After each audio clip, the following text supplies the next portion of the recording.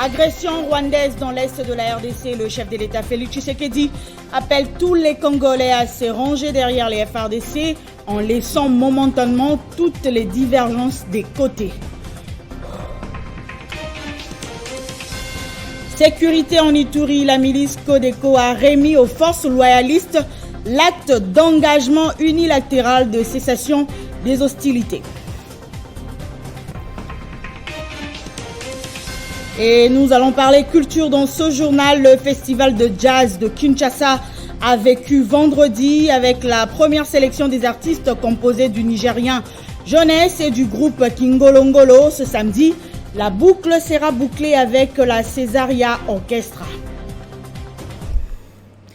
Bienvenue à tous sur Télé 50. À la une de l'actualité ce samedi, le président de la République est très préoccupé par la situation sécuritaire qui prévaut actuellement dans la partie est du pays. Lors du Conseil de ministres qu'il a présidé vendredi, Félix Tshisekedi a appelé tous les Congolais à se ranger derrière les FARDC en laissant momentanément toutes les divergences des côtés. Le président de la République, commandant suprême des forces armées de la République démocratique du Congo et de la police nationale congolaise, suit minute par minute l'évolution de la situation sécuritaire dans l'est de la République démocratique du Congo, particulièrement les opérations conduites par nos forces armées pour bouter hors de notre territoire les agresseurs déguisés en terroristes du M23. La situation est grave, car notre pays fait face à une agression qui viole tous les traités internationaux. Il a indiqué qu'il est plus que jamais temps de mettre de côté toutes nos divergences et de nous mobiliser derrière nos forces de défense et de sécurité pour défendre l'unité et l'intégrité de notre pays. Tout en saluant la bravoure de nos militaires au front, le président de la République a invité le gouvernement à mettre tout en œuvre pour leur doter de moyens conséquents. Et puis le gouverneur militaire de l'Ituri, le lieutenant-général Luboya Kashama Johnny, appelle les fils et filles de l'Ituri à éviter la vengeance et les provocations en cette période où les groupes armés se sont engagés sur la voie de la paix. Le chef de l'administration militaire de l'Ituri a lancé cet appel lors de la remise par la milice Codeco de l'acte d'engagement unilatéral de cessation des hostilités. Regardez.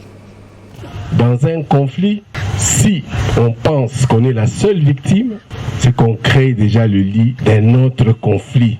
La signature des actes d'engagement unilatéraux des cessations des hostilités par les groupes armés FPIC, Dichinakilima et Codeco, un signal fort pour le retour de la paix sur l'ensemble de l'Ituri. En conséquence, la vengeance et la provocation doivent être bannies et laisser la place à la tolérance mutuelle et la concorde, a insisté les gouverneurs militaires lors de la réception de l'acte d'engagement de la milice Codeco le mercredi 15 juin.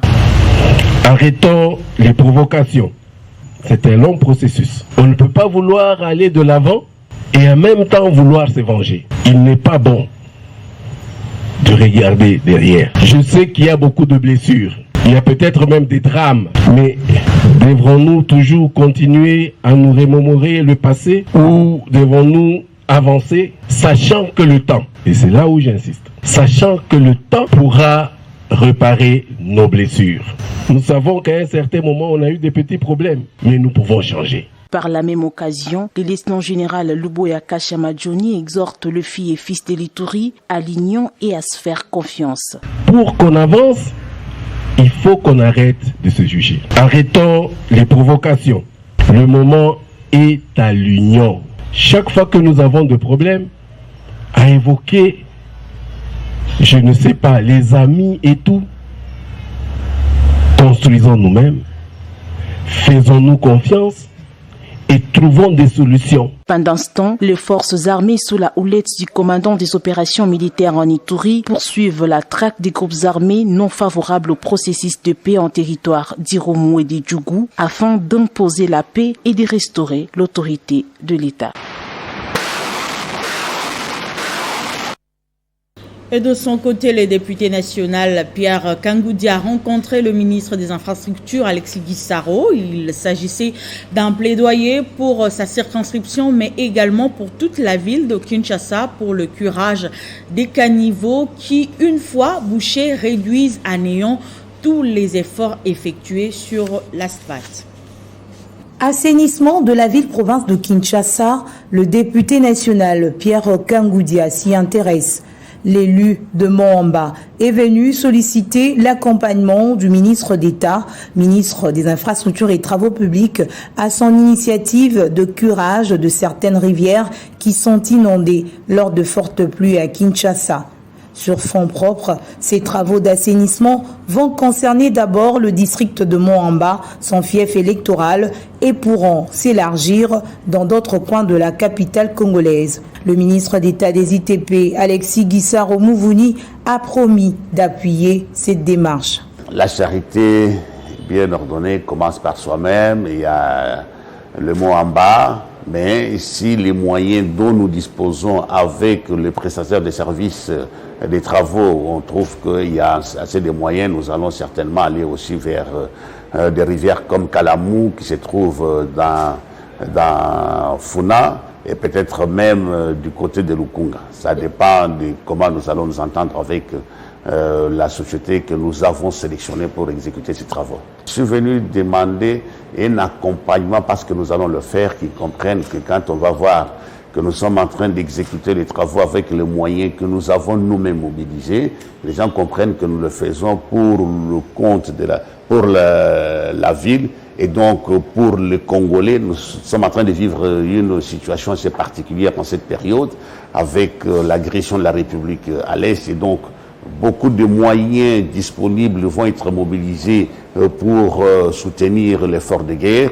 Et donc, je sais que le gouvernement connaît les difficultés et que nous pouvons le faire, apporter notre contribution. Cette initiative du député national Pierre Kangoudia rentre dans l'étroite vision du gouvernement congolais par le biais du ministère des Infrastructures et Travaux publics et du chef de l'État lui-même qui suit de très près les travaux d'assainissement, de réhabilitation et de construction des routes, lesquelles permettront de désenclaver davantage la capitale congolaise. Rendons-nous dans la province du Maniema où le trafic routier reprendra très bientôt entre la ville de Kindu et la cité minière de Kalima, située à 101 km du chef-lieu de la province de la route nationale numéro 31. C'est sur fonds propres que le gouvernement provincial du Maniema a procédé au lancement de travaux au village Makali. Le gouverneur AI Idrissa Mangala, qui a lancé ce travaux, a signifié que cette route est très importante pour l'économie de la province. C'était devant une foule immense en effervescence de voir cette route stratégique de l'économie de la province d'Imaniema revêtir sa nouvelle robe.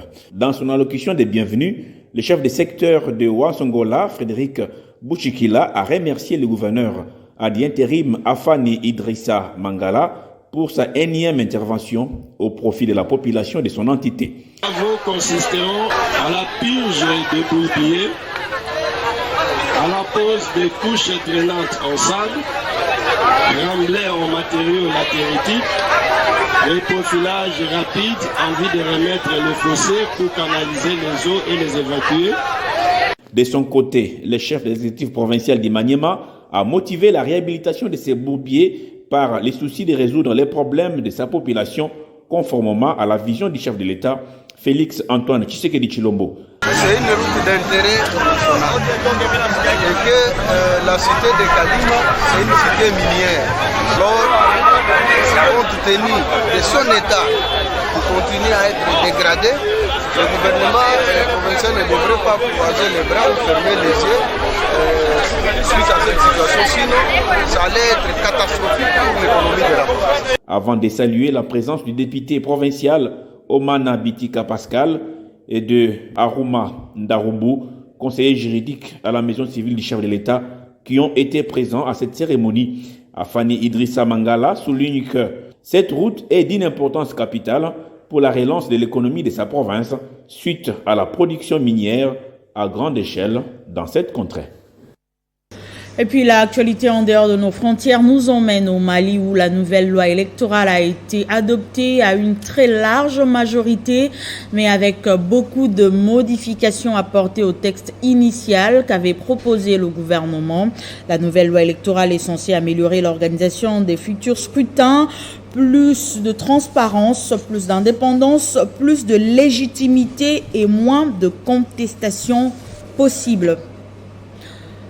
Revenons dans la capitale congolaise. Kinshasa accueille ce samedi la nuit du football africain, un grand rendez-vous qui rassemble les amoureux du ballon rond pour réfléchir autour des questions pertinentes pour la relance du football.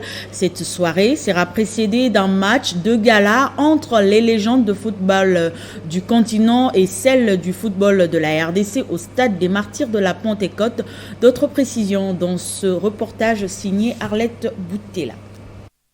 La salle a regroupé les légendes du football, les célébrités, les dirigeants sportifs autour du patron du sport, de l'agence Foot Media Event et de l'ancien international congolais Nonda Chabani pour parler de la célébration de la nuit du football africain. La nuit du football africain, 7e édition, et la RDC est honorée d'abriter ce grand événement. Je vois parmi nous les grandes têtes qui ont fait l'histoire de notre pays. Je vois les grands joueurs, je vois les grands opérateurs sportifs. J'observe aussi le président de notre grande fédération de football, association en face de nous. Ceci montre suffisamment que nous sommes un peuple uni, parce qu'autour du ballon rond, il n'y a pas de confusion, il n'y a pas de division, il y a l'unité, il y a l'amour. Un événement déjà célébré 4 fois en Côte d'Ivoire et 2 fois au Togo et qui met en lumière le cœur du football africain, c'est la capitale Kinshasa qui abrite cette activité. L'événement s'articule autour de 3 organisations. Pour le match de gala, le lieu choisi, le stade de Martyrs. Le stade de Martyrs a une capacité de 80 000 places. Nous allons en concertation avec le ministère des Sports, la Fédération congolaise de foot, trouver en tout cas, je dirais, les moyens d'associer le plus grand nombre de personnes qu'on voudrait accueillir en tout cas au stade de Martyrs. Événement panafricain par excellence, la NFA est devenue un rendez-vous incontournable dans le calendrier annuel du football continental pour une bonne visibilité du continent et du football africain. Et en basketball, les Léopards sont toujours sous menace de déguerpissement pour insolvabilité de frais d'hôtel où ils sont logés à Istanbul alors qu'ils se préparent pour la deuxième fenêtre des éliminatoires de la Coupe du Monde 2023. Les Fauves congolais sont un peu déséquilibrés moralement et comptent arrêter avec la préparation si le gouvernement ne réagit pas.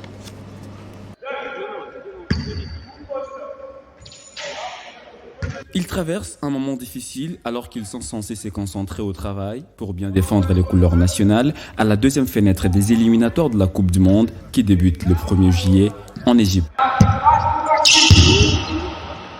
Depuis ce matin, les Fauves congolais sont sous menace du déguerpissement parce que le gouvernement congolais n'a pas réglé ses factures chez Clarion Hôtel. Malheureusement, à l'heure actuelle, nous n'avons pas encore reçu le moindre paiement au niveau de notre compte bancaire domicilié à l'Arobanque. De ce fait, nous savons aujourd'hui, après une semaine de préparation, nous devons nous acquitter au moins d'un acompte ou bien de la totalité du paiement du stage afin de pouvoir continuer.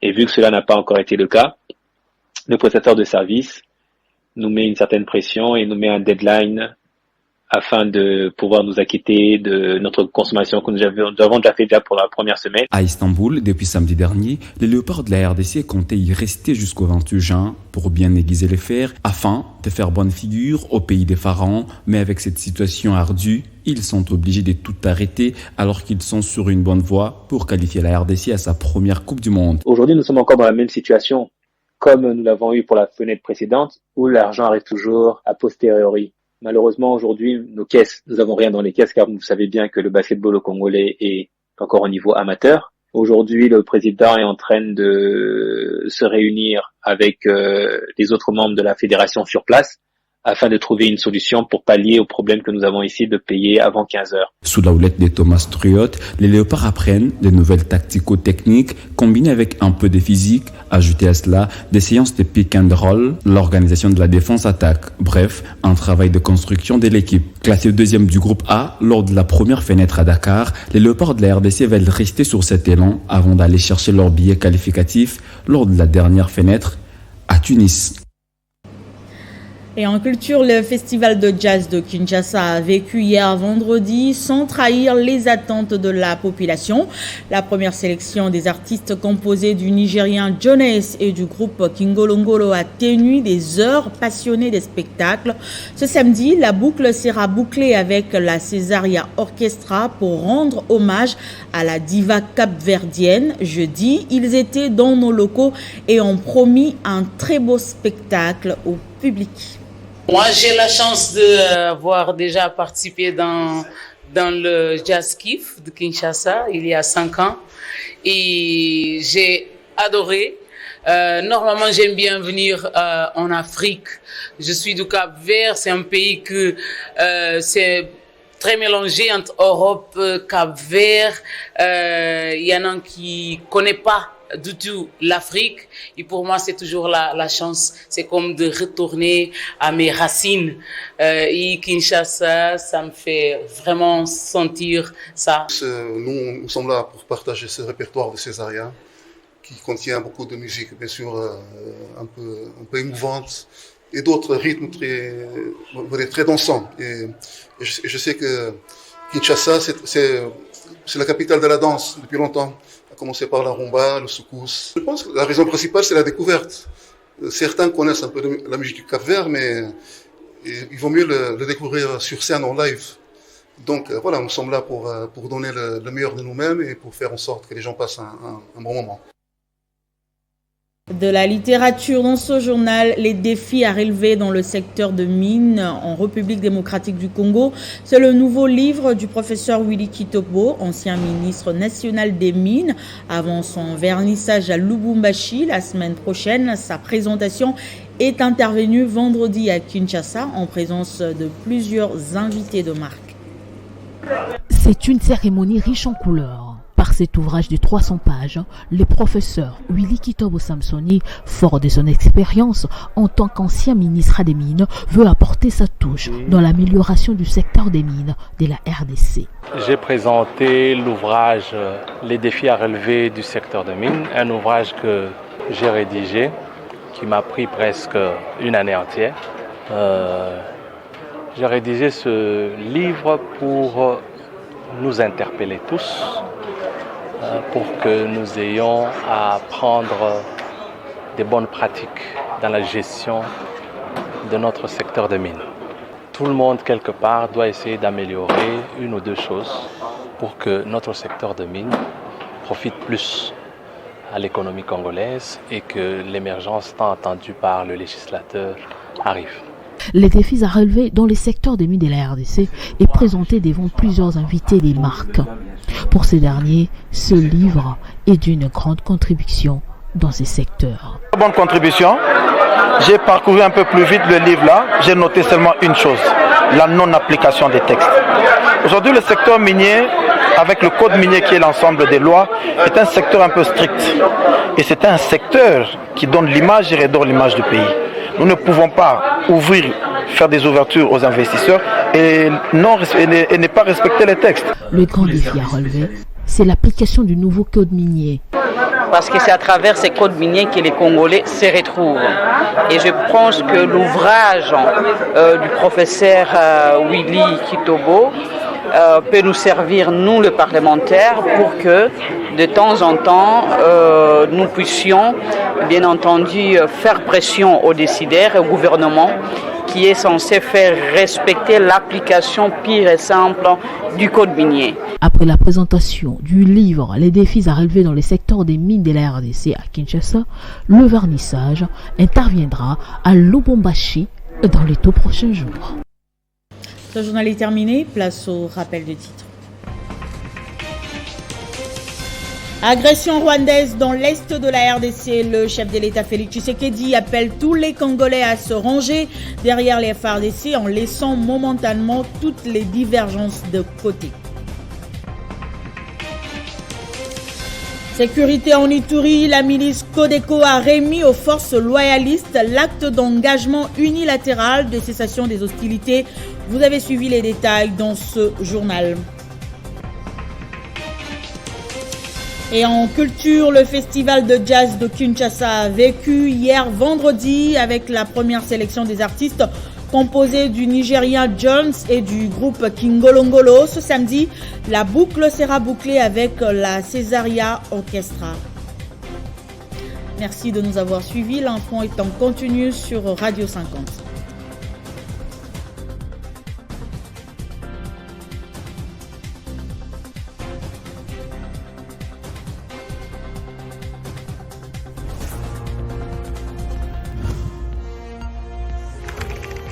L'actualité reste en continu